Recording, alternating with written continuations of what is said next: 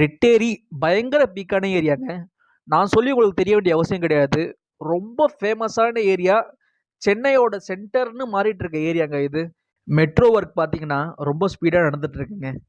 இந்த மாரி ஒரு பாஷான ஏரியால இருந்து, லைக் ரெட்டேரி பிரிட்ஜ்ல இருந்து 3 நிமிஷம் டிஸ்டன்ஸ்ல சூப்பரான ப்ராப்பர்ட்டி கொண்டு வந்திருக்குங்க. 700 ஸ்கொயர் ஃபீட், 800 ஸ்கொயர் ஃபீட் இல்லன்னா 2400 ஸ்கொயர் ஃபீட்ல உங்களுக்கு பட்ஜெட்ல பிளாட் கொண்டு வந்துருக்குங்க.